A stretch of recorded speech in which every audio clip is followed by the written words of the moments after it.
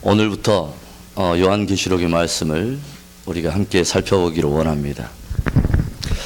제가 그런 생각이 많이 들었습니다. 하나님께서 우리에게 이 요한계시록을 주신 그 귀한 축복을 조용히 생각을 해보면서 어제와 오늘 이렇게 요한계시록 1장부터 22장까지 쭉 다시 한번 새겨보면서 참 주옥과 같은 말씀이다는 생각을 해봤습니다. 특별히 저는 우리 시대를 요한계시록의 시대라고 저는 말하고 싶습니다. 우리 시대는 요한계시록의 시대이다. 왜 그러느냐? 이 앞전에 우리가 스가랴서 1장부터 우리 14장의 말씀 우리가 함께 살펴보았는데 수많은 구약의 선지자들과 우리가 스가랴를 위시로 해서 많은 선지자들의 마지막 그 예언의 핵심은 무엇에 맞춰져 있냐면 이스라엘과 예루살렘의 회복과 관련이 되어 있습니다. 그 말이 무슨 말이냐면 마지막 우리가 예수 그리스도의 재림을 전후로 해서 이스라엘과 예루살렘을 함께 연결시켜서 구약의 선지자들이 마지막 시대를 예언하고 있다는 것은 무엇을 말하냐면 마지막 시대에 이스라엘과 예루살렘이 역사 속에 드러난다고 하는 것을 우리에게 말하는 것입니다. 그래서 제가 여러 번 강조하고 또 강조하지만 이스라엘이 역사 속에 드러난 것은 그냥 간단한 이야기들이 아니다. 반드시 우리가 주목을 해보아야 될 문제다 하고 제가 여러 번 말씀을 드렸습니다. 이사야서 11장 말씀을 우리 또 찾아봅니다. 이사야서 11장 우리 말씀을 보겠습니다.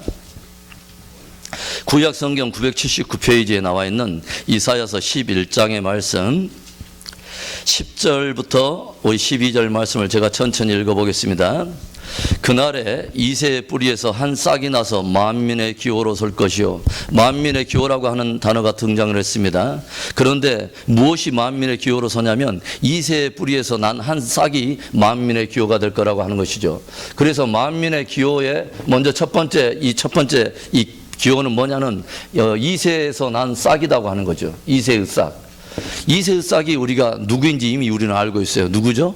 예수 그리스도를 말하는 거죠. 예수 그리스도. 그 다음에 또 하나의 만민의 기호로 삼은 것이 있습니다. 11절에 그날에 주께서 다시 손을 펴사 그 남은 백성을 아수르와 애굽과 바드로스와 구스와 엘람과 시날과 하맛과 바다 섬들에서 돌아오게 하실 것이라. 12절의 말씀을 함께 읽습니다.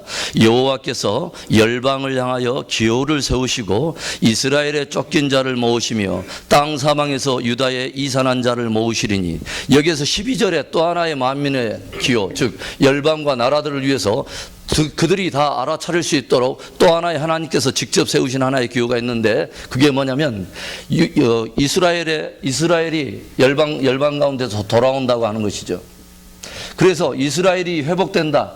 이것이 만민이 할 수 있는 하나님께서 정하신 하나의 기호이다. 왜 제가 이 말씀을 자꾸 드리냐면 제가 여러분과 함께 성경 공부를 하면서 하나님의 경륜이라고 하는 주제를 함께 다루면서 하나님께서 그러니까 창세 전에 하나님께서 결정하신 구원과 회복의 경륜 중에 가장 핵심은 뭐냐? 예수 그리스도를 통해서 회복한다.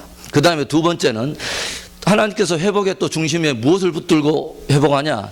이스라엘과 예루살렘 회복을 중심으로 열방을 또 회복하는 그러한 경륜이 있다. 그래서 가장 이사야도 무엇을 말하냐면 이새 싹, 즉 예수 그리스도가 만민의 기호이다. 하나님께서 세우신 만민의 기호이다.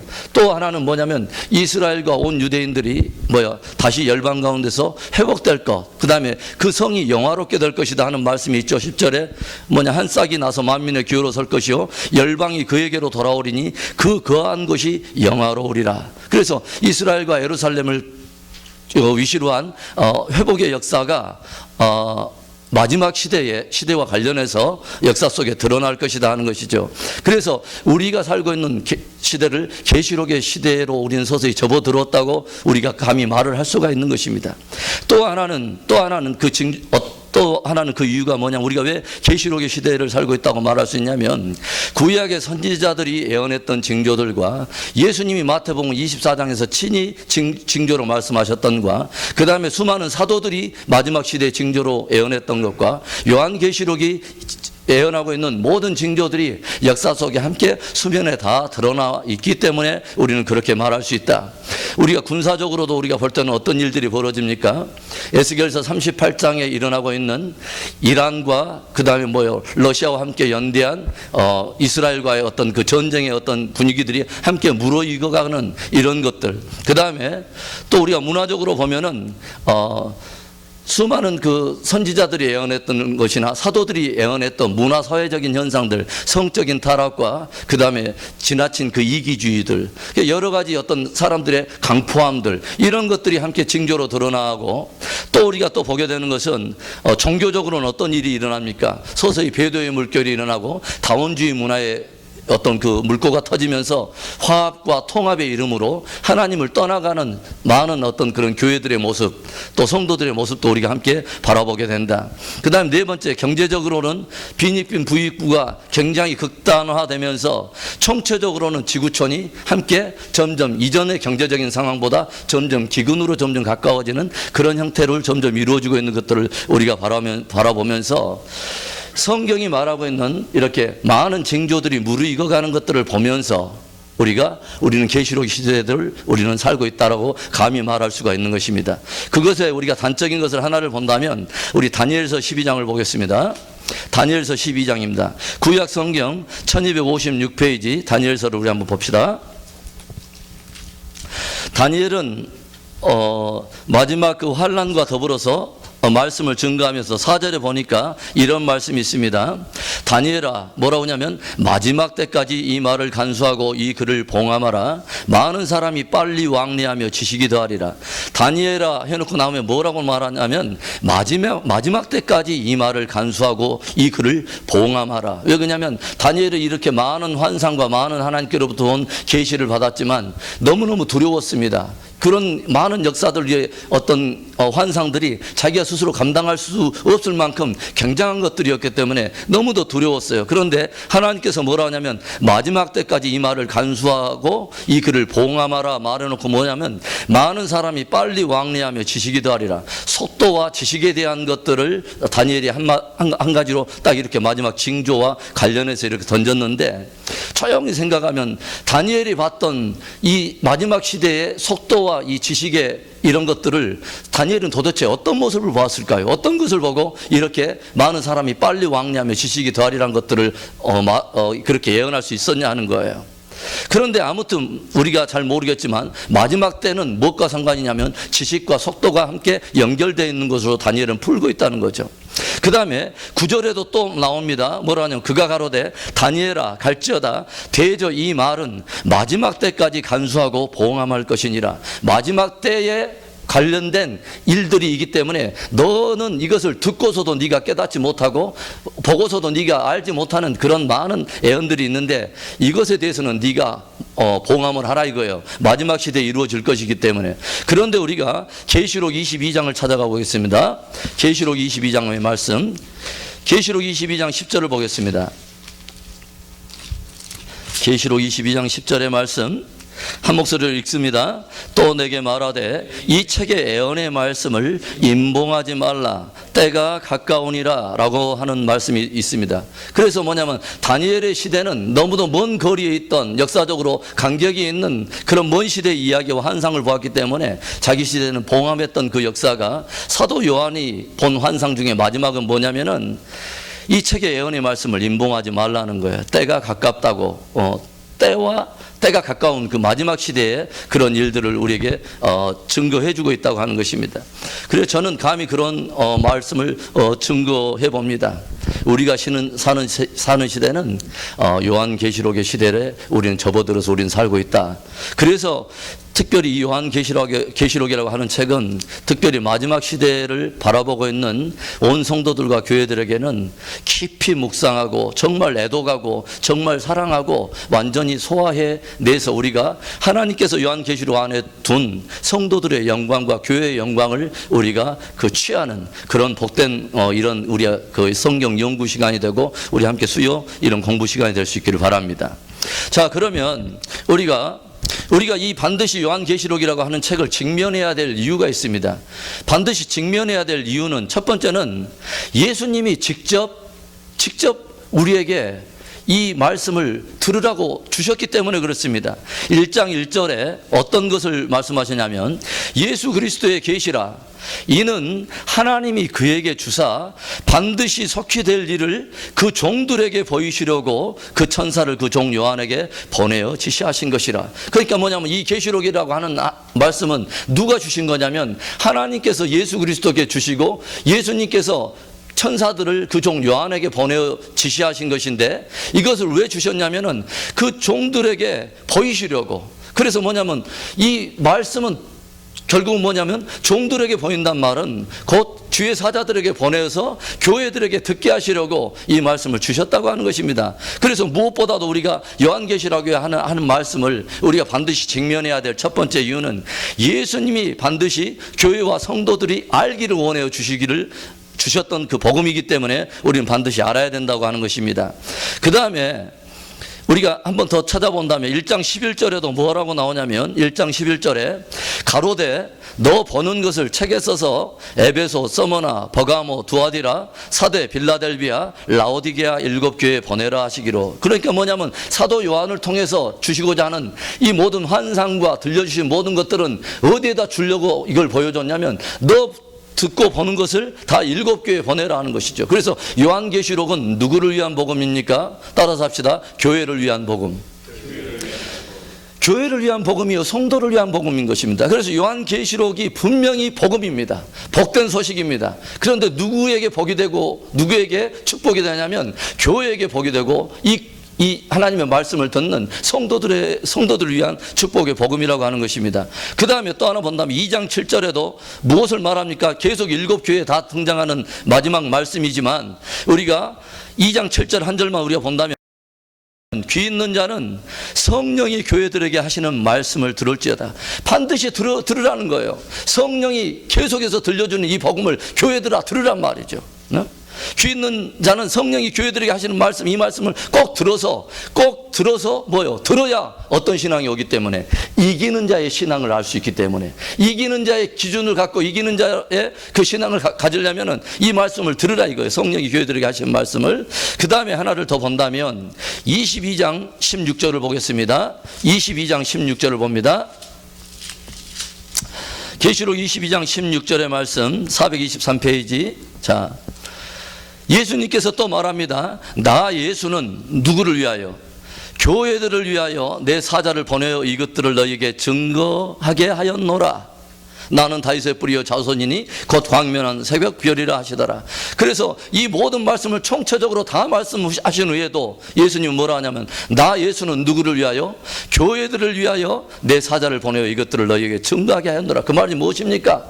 야 교회들아 성도들아 들어라. 이것은 너희들을 위하여 주시는 나의 복음이다. 너희들은 이 말씀을 깊이 새겨라 하고 주님께서 지금 말씀해 주시는 것입니다. 그래서 먼저 이 하나님의 말씀을 우리가 직면해야 될 첫 번째 이유는 뭐라고요? 예수님께서 교회와 성도들에게 반드시 알고 반드시 새기도록 원하시는 말씀이기 때문에 우리는 이 요한계시록이라는 말씀을 우리 직면해야 된다. 두 번째 우리가 요한계시록을 직면해야 된 두 번째 이유는 무엇이냐면은 바른 적용을 통해서 우리가 성숙할 수 있기 때문에 그렇습니다. 아까 지금 말했지만 바르게 들어야 이기는 신앙을 가질 수 있어요. 바르게 알아야 우리가 주님께로부터 듣고 적용을 하며 우리가 주님의 장성한 분량으로 우리가 성숙에 갈 수 있기 때문에 우리는 반드시 요한계시록이라는 말씀을 꼭 직면해야 됩니다. 그 다음에 세 번째는 영적으로 분별하기 위해서입니다. 왜 그러냐면 우리가 기존 역사 속에 수많은 이단들이 등장했는데 이단들이 주 메뉴로 주로 이용하여서 많은 성도들을 미혹했던 주 메뉴가 뭐냐면 요한계시록이었기 때문에 그렇습니다. 특별히 우리 시대에도 대부분 나타난 이단들의 많은 교주들이 등장하는 그런 이단들의 주 특징은 뭐냐면 요한계시록 안에서 상징적인 표현들을 자기들로 끌어와 가지고 자기들이 애용하고 있다는 것이죠. 그래서 많은 성도들을 미혹하고 있는 우리가 그런 것들을 바라보면서 요한계시록의 말씀을 통해서 우리는 분별하기 위해서 이 말씀을 우리는 직면할 필요가 있다라고 저는 말씀을 드리고 싶습니다. 자, 그래서 우리가 기존에 요한계시록 강의를 우리가 쭉 했지만 다시 한번 좀 섬세하게 여러분과 함께 다루기를 원합니다. 이 말씀을 우리가 섬세하게 좀 다루면서 다시 한번 내 안에 깊이 이 말씀들을 좀 새기고 이 말씀에 기록된 그 축복을 저와 여러분들이 누리는 그러한 축복의 시간들이 될 수 있기를 바랍니다. 자, 그러면 먼저 오늘은 직접 안으로 들어가지 않고 요한계시록을 바라보는 7가지 해석의 원리인데, 이 해석의 원리를 우리가 다시 한번 또 새기기를 원합니다. 자, 연구 목적으로 한번 먼저 보겠습니다. 연구 목적을 보면 우리가 요한계시록을 우리가 연구해 가는 그 목적은 뭐냐?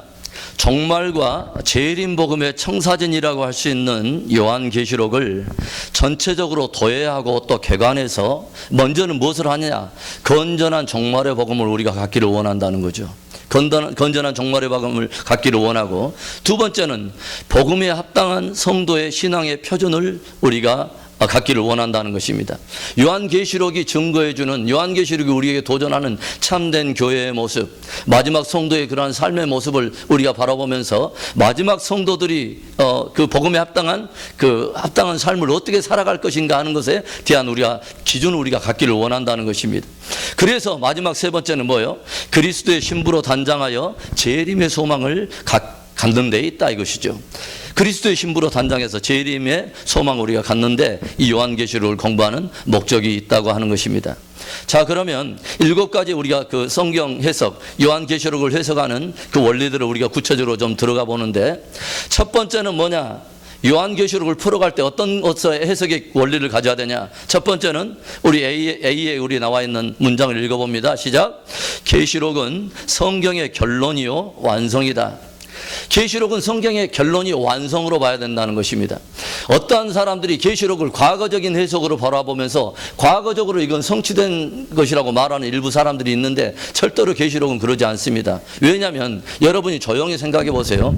창세기로부터 우리가 생각을 한다면 시간적인 배열로 우리가 성경의 역사에 기록된 것을 시간적으로 우리가 지금 일어난 사건들을 보더라도 조용히 보면 창세기로부터 시작된 모든 인류의 역사들이 지금 우리들이 어느 시대쯤 살고 있다고 생각하십니까? 우리가 열왕들의 시대에 살고 있습니까? 아니면 사복음 시대에 살고 있습니까? 그런 것이 아니라는 거죠. 시간적인 우리가 배열을 보더라도 우리가 사도 바울 서신의 어떤 그 일반 서신의 시대를 서서히 지나가면서 요한계시록이 지금 말하고 있는 많은 내용들이 우리의 역사에 친근한 그런 시대에 살고 있다고 하는 것이죠. 그래서 요한계시록을 풀어갈 때 성경의 결론이 완성으로 우리가 봐야 된다는 거죠. 특별히 성경의 요한계시록에는 어떤 숫자가 자꾸 등장을 합니까? 7이라고 하는 숫자가 자꾸 등장합니다. 그래서 7이라고 하는 숫자가 자꾸 등장하는데 그 이유는 무엇일까요? 7은 특별히 2가지 의미를 갖고 있는데, 하나는 충만이라고 하는 의미입니다. 충만하다. 모든 것이 다 찼다 이 말이죠. 충만하다. 그 다음에 완성입니다. 그것이 점점 끝나간다 이 말이죠. 마지막. 그래서 충만과 완성의 의미를 가지고 있다. 그래서 여기서 많이 등장하고 있는 게 뭐예요? 7교회. 그 다음에 뭐예요? 7뿔, 7눈, 7영. 그래서 요한계시록에는 특별히 성령도 그냥 성령으로 나오지 않고 7영으로 등장하는 것을 보죠. 그 다음에 뭐예요? 7나팔, 7인, 7대접, 7천사, 7우레. 이런 그런 많은 말들이, 이런 7이라고 하는 단어가 특별히 가지고 있는 충만 또는 완성의 의미를 가지고 있다는 것이죠. 그래서 이건 뭐냐면 성경이 계속 창세기부터 성경은 요한계시록을 향하여 계속 진행되어 왔다고 하는 것을 우리가 보게 되는 것입니다. 자, 그래서 요한계시록은 모든 성경의 완결편이라고 말할 수 있다. 조용히 우리 한번 생각을 해보면, 여러분, 성경을 우리가 가지고 있는데 만약에 요한계시록이 없는 성경을 우리가 한번 가지고 있다고 생각을 한번 해보세요. 요한계시록이 성경 속에 없다. 그러면 여러분, 이 성경이 어떻게 우리가 바라봐야 될까요? 이 성경이 도대체 무엇을 향해서 가고 있냐며요. 도대체 우리의 성경의 역사의 끝은 어디냐 이거죠. 그러면 성경이 그렇다면 우리는 성경을 진리로 가지고 있는 사람으로서 우리는 도대체 어디를 향해서 가고 있는지 우리는 아무도 알 길이 없다고 하는 것이죠. 그런데 그런 의미에서 요한을 통해서 보여준 이 주옥과 같은 교회들을 위하고 성도들을 위해서 주신 요한계시록이라고 하는 말씀은 우리가 마지막 골과 마지막 목표를 바라볼 수 있는 아주 주옥과 같은 복음이라고 하는 것이죠. 또 하나는, 또 보면은 계시록이 완결과 완성의 의미를 가지고 있다는 것은 뭐냐면 성경을 지금까지 쭉 읽어오면서 중간에서 우리는 이해할 수 없는 많은 사건들과 인물들이 등장하는 것들도 많이 봅니다. 어떨 때는 중간에서 이 사건을 보면서 도대체 이런 사건들이 왜 성경에 기록되어 있는가 하고 모순처럼 보이는 것도 있고, 이 어떤 인물이 믿음이 굉장히 좋다고 하는 인물이 엉뚱한 짓들을 해 나가는 것들을 보면서도 이해가 안 되는 경우도 굉장히 많은데, 이런 것들이 어떻게 풀어지냐 이 말이에요. 도대체 뭐 하자는 이야기냐. 그런데 우리가 요한계시록에 와서야 무엇을 볼 수 있냐면, 과정 속에 있었던 어떤 사건이 가지고 있는 굉장히 미묘한 의미라든가 어떤 인물이 차지하고 있는 어떤 비중이라든가 이런 것들이 마지막 계시록을 딱 붙듦으로 인해서 뭐가 뭐냐면, 과정 속에 있는 무엇이 모두 마지막 계시록과 함께 연결되면서 선명하게 그게 다 드러나더라는 것이죠. 그래서 요한계시록을 진짜 이해하지 못한다면 우리는 성경의 모든 각권을 진짜 각권별로 우리는 공부할 수밖에 없습니다. 그런데 요한계시록이 있음으로 인해서 성경 각권이 가지고 있는 그 의미와 마지막 계시록이 가지고 있는 모든 의미가 함께 연결이 되면서 보다 그 의미가 투명하게 드러나간다고 하는 것입니다. 할렐루야. 할렐루야. 네. 여러분 조용히 한번 생각해 보세요. 제가 저희 집사람이 저한테 자꾸 그래요. 성경을 강의할 때 조용히 생각하면 그런 말 좀 빼래요. 그런데 저는 실제로 너무나 성경을 묵상할 때 조용히 많이 묵상해 보거든요. 조용히 묵상해 보면 성경 한 구절 한 구절이 놀라운 거예요. 놀라운 거예요. 그리고 계시록이라고 하는 이 계시록을 저와 여러분이 문자적으로 우리 눈에서 지금 보고 있다고 하는 것은 영광 중에 영광이요, 축복 중에 축복이라고 생각합니다. 감히 하나님께서 주신 계시의 말씀을 저와 여러분들이 문자적으로 내 눈으로 지금 읽어가고 있다고 하는 것은 엄청난 거예요. 예. 많은 사람들 진리를 모른 채 주님 곁을 떠나가지만, 진짜 예수 그리스도가 진리라는 것을 알고 성경이 기록된 것이 진리라면요, 절대로 바꾸지 않습니다. 여러분과 제가 가지고 있는 이 진리의 소중함은 온 천하보다도 바꿀 수 없는 소중한 것인 것을 믿습니다. 왜냐하면 온 천하보다 귀한 영혼, 저와 여러분을 위해서 주님께서 직접 주셨기 때문에 그래요. 예? 자, 그러면 예를 들어서 그러죠. 요즘 우리가 그 성경 우리가 일독 지금 공부를 하고 있습니다만, 이번 주 주제가 뭐였어요? 오늘까지 45장이었습니다. 여러분 다 읽으신 분 손 들어보세요. 오늘까지 45장까지. 예. 자, 안 읽으신 분 너무 다 겸손해서 지금 손을 안 들고 있다고 저는 믿습니다만은, 자, 지금 이번 주에 계속 읽고 있는 인물이 뭐였냐면 주제가 요셉이었습니다. 그러면 요셉이라고 하는 한 사람의 이야기였고 한 사람의 꿈에 대한 이야기였습니다. 그러면 낙권으로 우리가 다 해석을 한다면요, 이 요셉이라고 하는 인물의 이야기는 하나의 위인전이에요. 그냥 한 사람의 이야기예요. 아, 굉장히 훌륭했구나. 꿈을 꿨더니 그렇게 훌륭한 사람이 됐구나. 굉장히 고난도 다 치러내고 굉장히 도덕적으로 자수성가한 사람이구나. 와, 놀랍다. 우리도 저런 사람 따라가야지. 이 정도 수준에서 모든 성경은 다 끝나버려요. 요셉의 이야기는 지극히 개인적인 이야기. 그런데 이 이야기가 계시록과 함께 연결이 되면서 바라보니까 이 한 사람의 이야기가 그런 이야기들이 아니라는 것이죠. 이 사람이 꾸었던 그 하룻밤의 그 꿈이 이 사람만을 위한 한 사람의 야망과 꿈을 이루어주기 위해서 하나님께서 너 혼자 복받아라 하는 이야기가 아니었다라는 것이죠. 이 요셉이라고 하는 한 인물이 애굽에 팔려나가면서 이 사람이 중간에서 과정에 겪었던 그 고난과 마지막에 그 영광의 총리로서 애굽 전역을 다스렸던 이 이야기가 도대체 무슨 의미가 있냐 이 말이에요. 그냥 한 사람의 이야기는 그냥 위인전이지. 그런데 요셉의 한 일대기를 보면서 과거적인 해석으로 끝나면 한 사람의 개인적인 지극히 위인적인 이야기지만, 이것을 복음 안에서 딱 끌어오니까 이게 예수 그리스도로 보이더라는 것이죠. 예수 그리스도의 모형으로 보이더라 이것이죠. 이게 뭐냐면, 하나는 과거적인 해석이고 두 번째는 복음적인 해석이에요.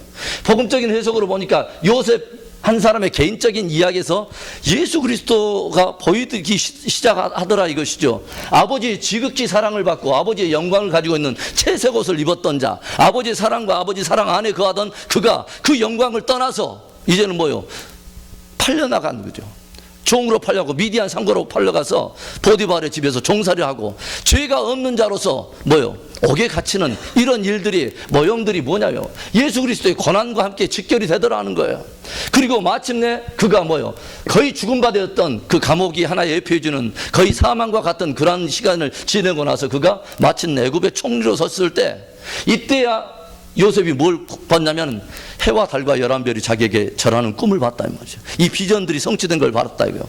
그리고 요셉이 딱 총리로 왔을 때 누가 돌아오냐면 유대인들이 돌아오고 수많은 애굽 전역에 이방인들이 함께 애굽 그 한 총리 밑에서 생명을 얻는 이런 것을 보여주답니다.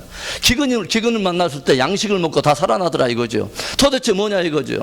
이것을 복음적으로 보니까 예수 그리스도가 보이기 시작하더니 그 다음에 애언적인 의미, 마지막 애언적인 의미는 종말과 함께 관련되어 있는 이 애언적인 의미로 딱 보니까 무엇이 보이냐, 이것은 마지막 시대에 있게 될 또 하나의 이야기더라 이거죠. 무엇과 상관이 있냐, 요셉이 제일 처음에 애굽의 총리로 있을 때는 유대인들에게는 감추임받아 있더라 이 말이죠. 형제들에게는 감추임받아 있어. 그런데 흉년이 시작되면서 누가 돌아오냐면 감추임받았을 때는 이방인들이, 애굽 산하의 모든 이방인들이 다 은혜를 받고 생명의 양식을 먹고 부유한 은혜의 시대를 누리더니 그가 기근이 점점 깊어질수록 누가 돌아오냐면 유대 형제들이 잊혀진 바 된, 요셉을 잊어버리고 있는 그들이 요셉을 기억하고 마치 요셉이 누구인가가 그들에게 드러나더라 이거죠. 그가 누구예요? 애굽의 총리더라요.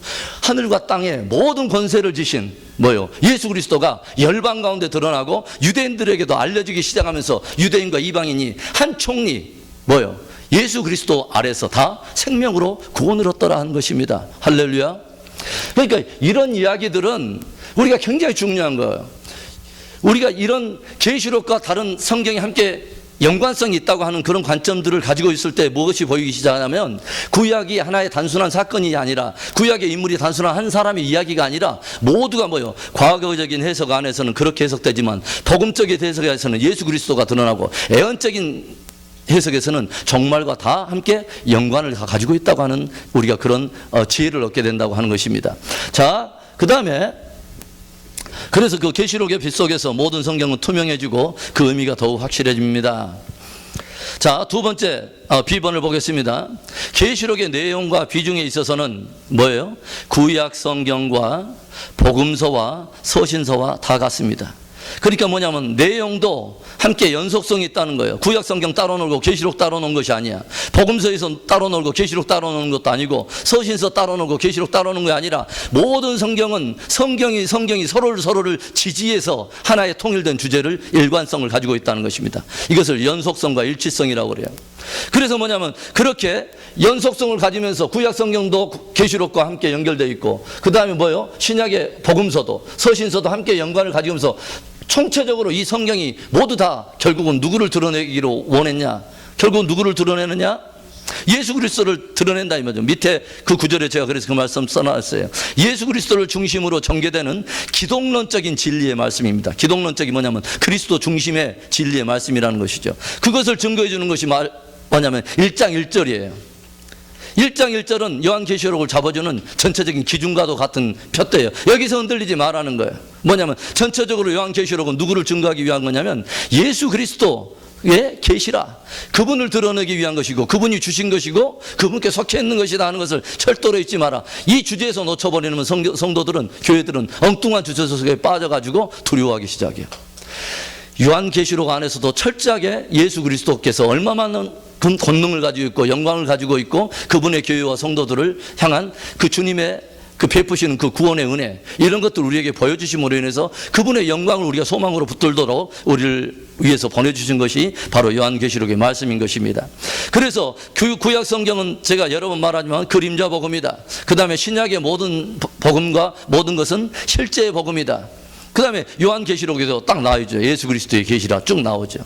그래서 성경 전체를 본다면 요한복음 5장 39절, 우리가 찾지는 않지만 요한복음 5장 39절에 어떤 말씀이 있어요? 이런 말씀 항상 외워야 돼요. 뭐냐면 너희가 성경에서 영생을 얻는 줄 알고 이 성경을 상고하거니와 이 성경이 곧 내게 대하여 증거하는 것이로라.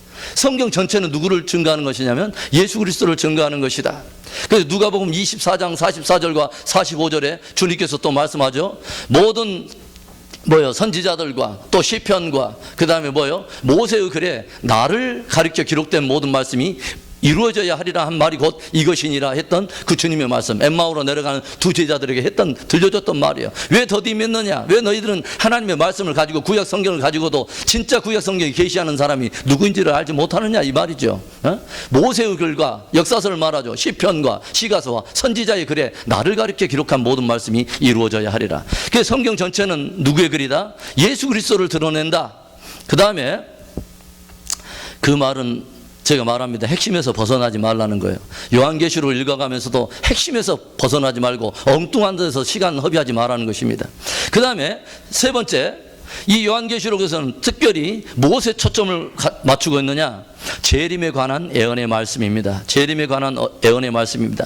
그래서 요한계시록의 말씀은 과거적으로 절대로 바라봐서는 안 된다. 미래적인 방향에서 이 재림의 포커스를 향해서 가고 있는 그 초점을 놓쳐서는 안 된다는 것입니다. 그래서 모든 내용은 종말과 재림에 관한 예언적인 방향으로 전개되어 있습니다. 그래서 계속 계시록에서 계속 들려주는 말씀은 확실히 못을 박아서 우리에게 말하는 것은 1장 7절에 어떤 말씀이 있습니까?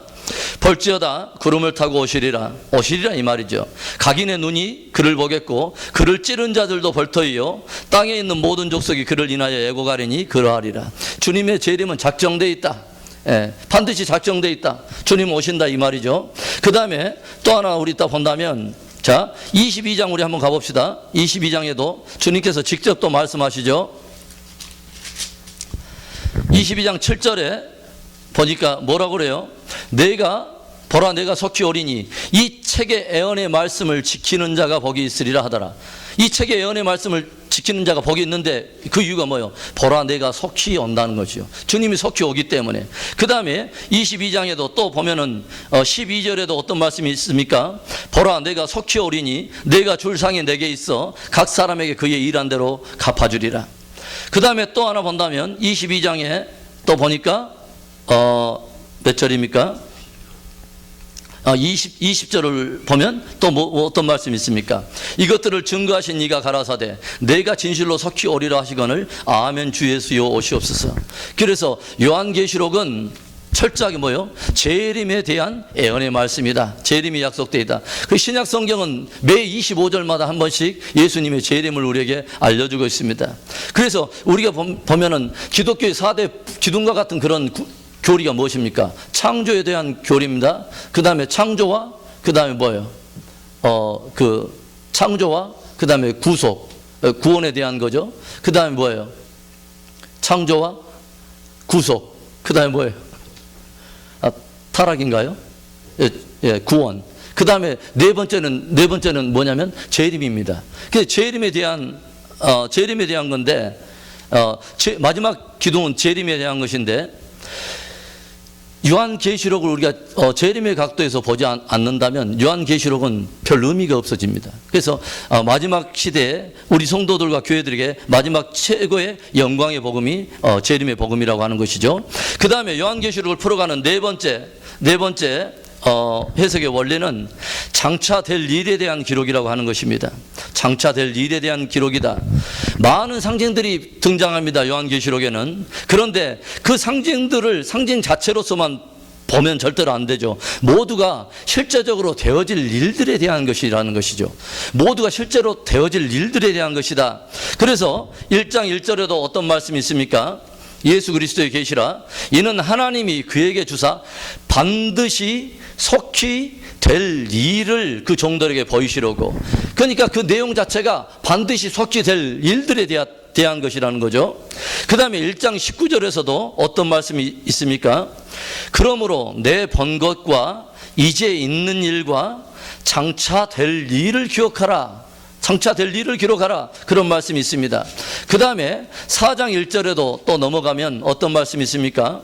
이 일 위에 내가 보니 하늘에 열린 문이 있는데 내가 들은 바 처음에 내게 말하던 나팔소리 같은 그 음성이 가로되 이리로 올라오라. 그 다음에 어떤 말씀이 있습니까?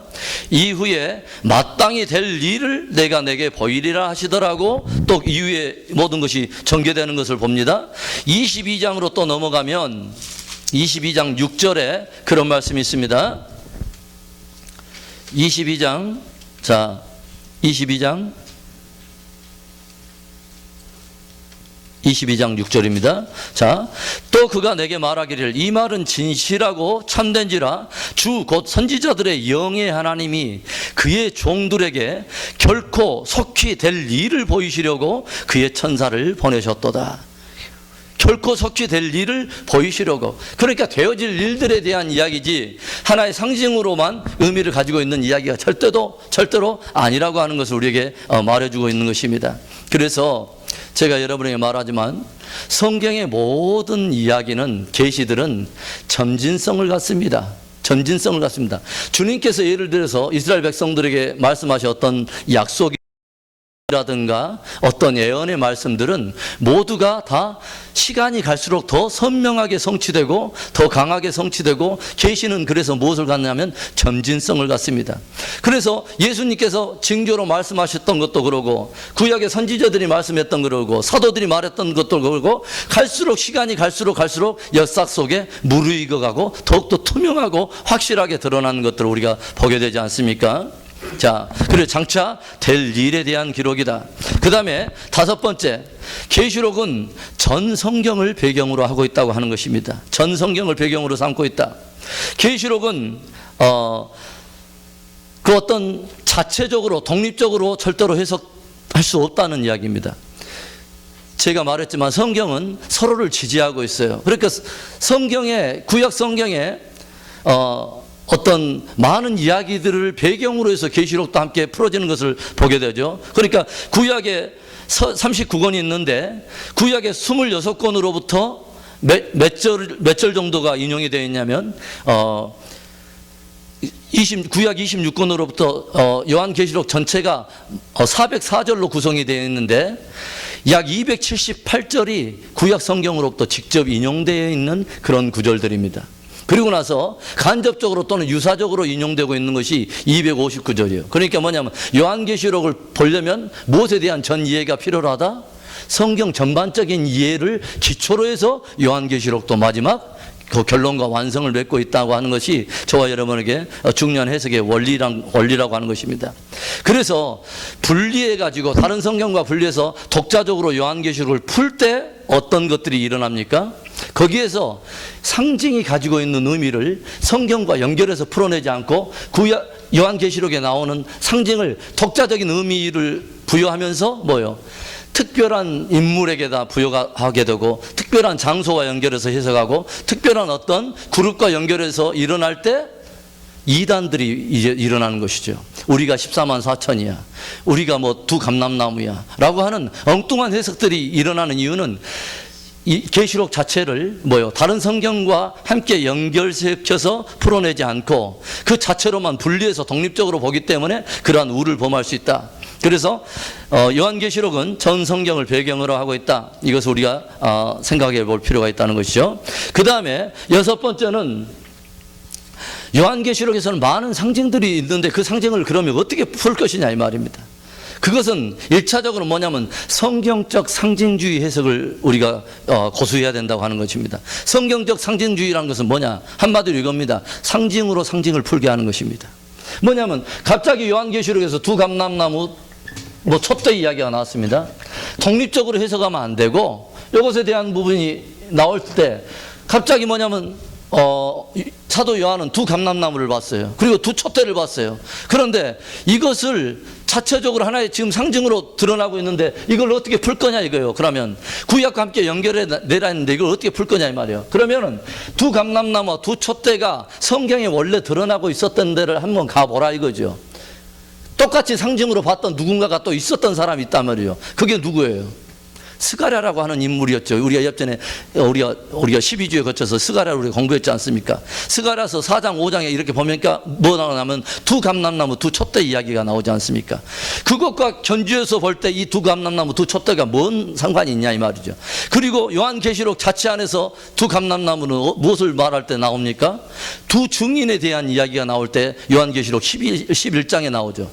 두 증인에 대한 의미와 두 감람나무가 신약과 구약에서 어떻게 드러나고 있는가, 두 촛대는 어떻게 드러나고 있는가, 계시록에서는 뭐라 하고 스가랴에서는 어떤 의미로 사용되어 있는 것들을 상징의 의미를 같이 이렇게 분석해 보면서 하면은 그 의미가 훨씬 더 선명하게 드러난다고 하는 것입니다.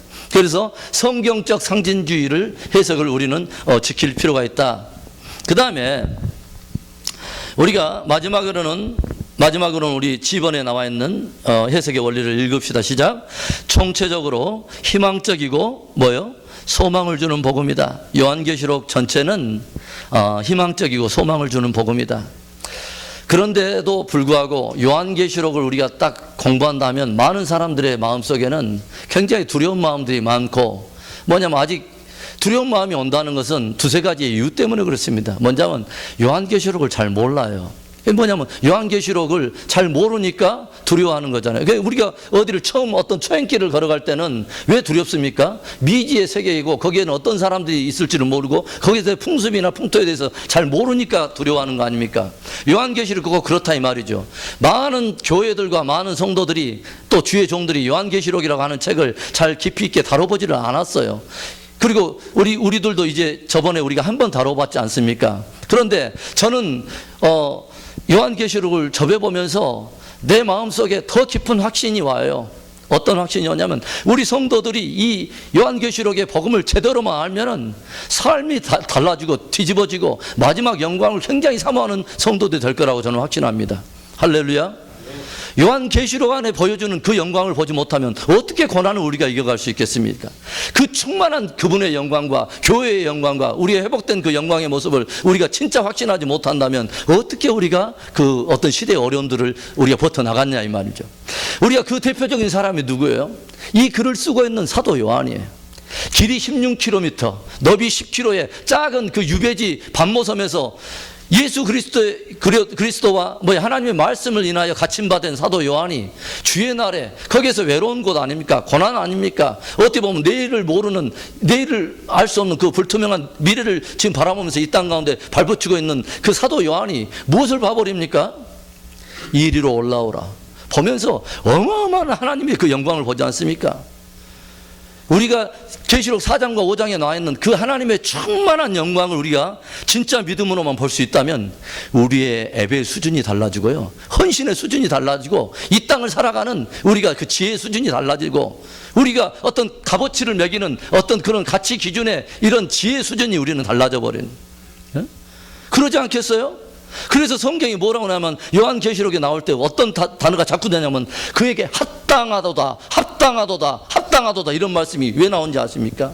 합당하다는 말은 진짜 하나님의 영광을 보고 예수 그리스도가 누구란 것을 딱 아니까 거기에 맞는 그 수준의 그 합당한 차원이 우리가 이 땅에서 뭔가 드렸다고 하는 이런 수준이 아니더라 이 말이죠. 내 생명을 몇 천 개를 막 뒤집어 놓고 그 주님 앞에다 그 하나님 앞에 순교로 하나님께 영광을 돌려도 하나님의 영광이 미치지를 못할 정도로 그분의 충만한 영광이 어떤 영광이냐 이 말이에요. 그런데 그분이 그 영광을 다 버리고 이 땅에 우리를 위해서 오셨다는 거예요. 그 충만한 그 사랑의 깊이가 우리 안에 나를 막 찌르고 나를 막 뒤흔들어 놓는데 어떻게 하나님을 예배 안 할 수 있냐 이 말이죠. 우리 하나님의 마하나임 우리 귀한 경배와 찬양이 그 충만한 영광에 합당한 예배를 드릴 수 있길 바라요. 할렐루야. 조용히 생각하면 바로 그거죠. 예수 그리스도가 누구인가를 계시록 안에서 계속 집중해 보는 거예요. 계시록이 진짜 보여주고자 하는 것은 그거예요. 환난, 징조, 물론 그것은 하나의 시대적인 하나의 반드시 나타내지만 우리의 성도들의 시각을 사로잡아야 될 거, 초점에서 흐려지지 않아야 될 거 뭐냐? 예수 그리스도가 요한계시록 안에서 뭔 일을 하고 있고 그가 누구냐 이거예요. 그가 어떻게 성도들을 보호하고 어떤 일들을 해나면 어떠한 심판을 자행하고 그 심판의 대상이 누구고 어떻게 하나님께서 자신의 피값으로 사신 자들을 어떻게 충만한 영광으로 이끌어낼 것이냐. 그분 안에 있는 저와 여러분의 영광을 봐야 우리도 그 고난을 뛰어넘지 않겠어요? 사도 요한이 그 충만한 영광을 보고 나서는요, 사도 요한이 모든 것이 이제는 다 넉넉해요. 사도 요한에게 예수님께서 하신 말씀이 뭐예요? 네가 젊어서는 네 원대로 띠뛰고 돌아다니지만 네가 나중에는 다른 사람들이 너를 이곳저곳으로 그 띠를 띠고 돌아다니리라 그 말씀하죠. 사도 요한이 어떤 죽음으로 그 마지막을 사도 베드로죠. 베드로에게 그런 말을 하죠. 사도 요한은 물론 그러지 않고 결국 사도 요한도 우리가 역사서를 쭉 보면은 요세푸스의 이야기를 보면 사도 요한이 굉장했던 사람이죠. 뭐 도미티안 황제 때 고난을 받고 끓는 가마솥에 들어갔는데 나왔는데 몸 하나 상하지 않고 그 살았다는 그 기록이 있지 않습니까? 사도 요한이 굉장한 사람. 저는 성경에 여러 인물들이 있지만 사도 요한이 저는 굉장히 보배롭다고 생각해요. 왜냐하면 다른 이유를 다 차치하고도 요한계시록이라고 하는 이 놀라운 성경을 우리에게 주었다는 것입니다.